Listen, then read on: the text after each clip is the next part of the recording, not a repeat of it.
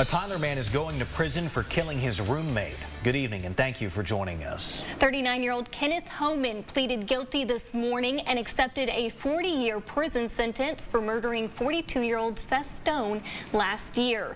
Investigators say it happened when the two were smoking meth. Tonight, KLTV7's JD Conti has more from the prosecutor about the agreement, and we do want to warn you, this story includes details that you may find disturbing.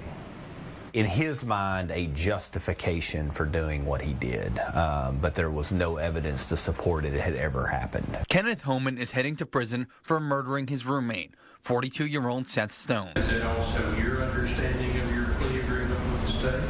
Yes, sir. Investigators say the two were smoking meth at a friend's house on Lucky Avenue in Tyler. According to his arrest affidavit, a witness says Stone turned on some music when Homan began attacking Stone, saying something along the lines of, quote, "You let them rape me." Homan left the home, with officers arriving soon after, around 2:30 in the morning. So initially it started off kind of as a what happened and a whodunit. Investigators sorted through clues and tracked down Homan. He gives them a rather unbelievable story, claims that he was abused sexually by the victim. Prosecutor Heath Chamness says officers listened to his story. Homan was offered a sexual assault or SANE examination.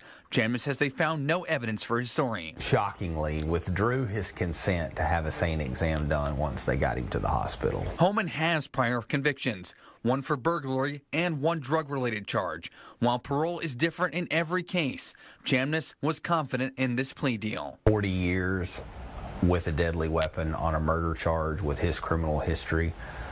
I don't control parole, but I don't think that it's likely he will get paroled out on his first attempt and maybe not even his second attempt. JD Conti, KLTV7 News. Now in Texas, inmates convicted of first-degree felonies get parole consideration after they serve 30 years or half their time, whichever is